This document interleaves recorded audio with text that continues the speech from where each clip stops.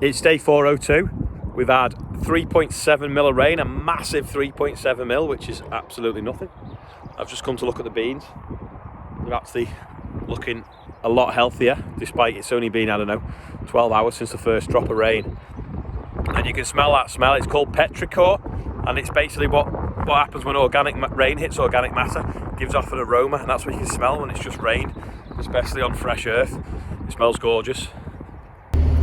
In the interests of balance, not all our wheat is wonderful.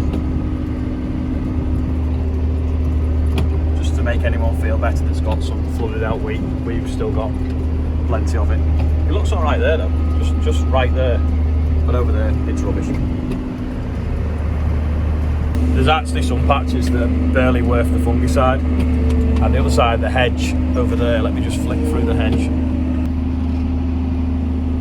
That was even worse, so we've re-stitched into it spring wheat, so that you can see a little bit sort of that's winter wheat, but the rest of the field's now spring wheat. So we'll now treat that as a crop of spring wheat, and any winter wheat that was already there hopefully will still be there come harvest. This is oh, you can't see all of them. This field was a bit poor on this headland, but you can see now the little green rows of the spring wheat we've stitched in, and then there's the what it should look like if it had been a decent crop. And the field I've just been in is over the other side of that hedge, and that's the one that's quite poor, but it's not a very big field luckily. So we've got a few, I don't know, 20% maybe of the wheat. Could do a lot better. 10-15% is average, and then the rest I'm really pleased with, to be honest. So I've got high hopes of harvest because there's rain forecasts for next week as well. So if we get that and we just keep getting a little bit between now and August, then fingers crossed we should do better than last year. Well, it won't be hard to do worse than last year because we were massive hole in the shed, there was nothing in it. But I really need a good harvest. I've been farming now since I left school when I was 16, and I've never had the perfect harvest, and I could do with one. Pistons come off the end of the ram on the tip ram of the burlow, and we've got the bucket stuck on it because we can't tip it, so we're just going to have to flick it off with the other one. Yesterday we had 4 telehandlers on the yard. We had the Wackenoosen, R2 Merlots and the Project Merlot, which was usable. Now that is getting painted, Wackenoosen's gone back and one of the other Merlots is broken, so now down to 1. We've got 25% of what we had yesterday and still loads of work to do, and my dad's currently sat on one of them driving around at snail space. Brought the paint up now for this. It's all been rubbed down, or nearly rubbed down. Bonnet's getting fiberglassed. That's been straightened. Just needs masking off now and it'll be ready for painting.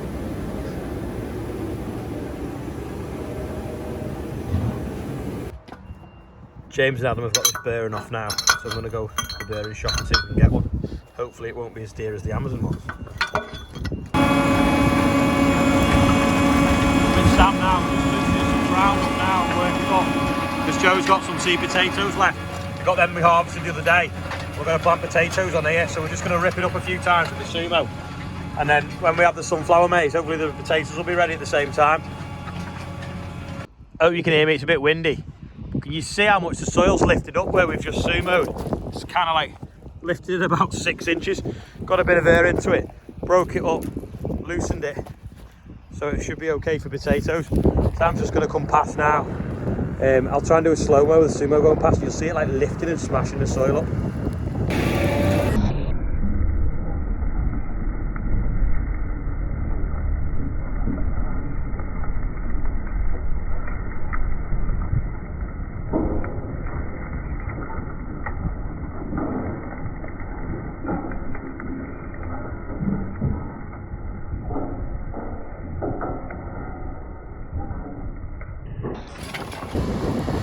You can see how deep the machine's going in because you can see the legs now, the depth of them, and when he drops it down they go right underneath the soil, and then the disc go in, and then the roller then backs it back down and squashes the lumps.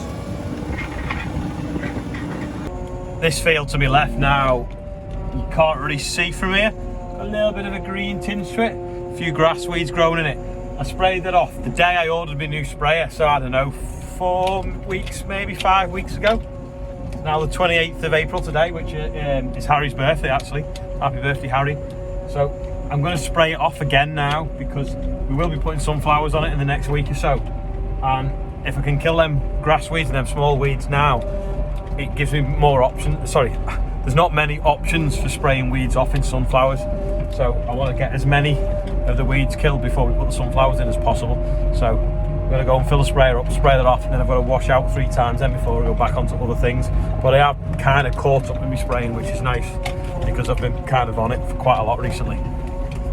Just getting some Prince seed now, the tastiest potatoes you can get. Look at the skin on them. And Adam's been counting them. How many have you counted, Adam? Oh, 1, 2, 1, go, do 1. How many have you done? 1 potato, 2 potato, 3 potato more. I think this JCB will lift it when it's full. I don't think it'll reach the offer. Andrew's big loading shovels here to put some seed spuds in. Bill's here now with the bed former and the bed tiller. So he's going through where Sam sumoed before, making beds. They don't look too bad. I don't know whether he's going to do them once or twice. I think he might be doing yeah, he's doing them twice because he's coming back over it. Just getting them a little bit finer. And then Joe's got the planter there now. He's going to plant what he's got left, and then we're going to put the Ulster Prince seed in and plant them as well. Joe's just planted these 4 rows here, so these 2 beds. Bill's done these ones twice now, and then he's just got another one to do again now. So we'll do them other 3 beds last, get them a bit finer like them ones. But there's still some clods in that. The bed former, the T7. There's a belt there, separating the potatoes, getting them all in line, so we can drop them down the front, put it part of the soil, plant them. There he is. You can see a bit more there now. There's them dropping in inside. On the other variety now that are a bit bigger. These ones.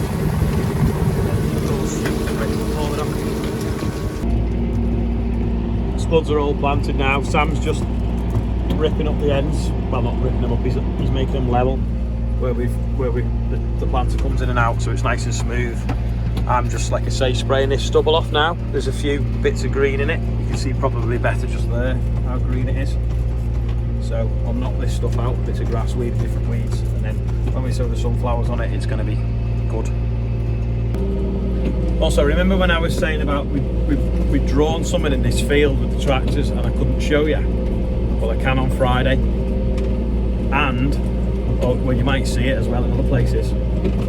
The other thing as well is, I've been talking to Bateman. The Bateman's going to start getting built very soon, and they're prepared to send me picture updates throughout the build progress, so I can show you guys how it's getting built and how it's made. Well, not really exactly how it's made, but the progress of the Bateman as it's manufactured. And then it will be at Cereals show as well, for people if anyone's going to Cereals. I don't know if anyone's going to Cereals, but apparently it's going to be on, so if you're going to Cereals, leave a comment. So that's really exciting, to be honest, because it'll be good to watch it being made or born. So hashtag Bateman build is what we'll call it, I think. Some of you might also see me in the morning on BBC Breakfast talking about how dry it's been, because we've basically had the driest April for 41 years. Now, that's as it is now at 5 o'clock tonight, but knowing what BBC Breakfast are like, that could all change, and it might not be on tomorrow morning. So if you wake up in the morning and I'm not on the telly, that is why. There's probably something else more interesting happening in the world, but they want to talk about dry weather, so we'll see if it happens. Another thing, actually, Bateman have also invited me to the factory to see like a monumental bit, so whether like it's the cab lifted onto the chassis or the sprayer put on for the first time or the engine put in. Well, they know exactly what days that them different events will be happening, so they're going to send them to me, and if I have time and COVID allows or whatever, I'll actually go down to the factory and see this happen. Obviously I can't be backwards and forwards to Devon, it's 6.5 hours away, but if I can plan it in September where I'm caught up with work and go down that way and see one of these momentous occasions, if you will, then I'll do that, and I'll be able to share it like live. Load of wheat going out. I think there's only 2 loads left to go, and then if there's any left in the shed, I can sell it. And I think it's worth £209 a tonne in our neck of the woods at the moment. apparently the Mini Merlot's coming tomorrow, or the Tommy Handler. Today's quiz question, cat-free link ball. You've obviously seen it in another quiz question a few weeks ago. What machine have we got that munches them and destroys them, and the top link pins? You might have seen it today actually. If you didn't know, leave a comment below. Wheat's been moved out the shed now, figures are in. I've got 10 ton 800 more than I'd committed. So that means I can sell another load and 10 ton on top. I can price the other load. I'd already said I'd sell it to Openfield, so they took that into account and it was on the system, but I didn't price it up. So anyway, wheat being a high at the moment, I will now sell that other load and the other 10 ton as well. But because it'll work out at being like 40 ton, because the wagon holds 29, they'll probably collect it in 2 20 ton batches. So that's why I need to know exactly how much was in the shed, see if we could fit it on the wagons properly. Otherwise you pay the difference between 20 ton or 18 ton on a wagon. If it's a 29 ton load, you pay the haulage cost that's missing off that wagon, because the haulage is costing the same whether they're moving a bigger load or a small load. So that's good anyway. That's about all for today. Might see you in the morning on BBC Breakfast. They're here at 5:15 in the morning.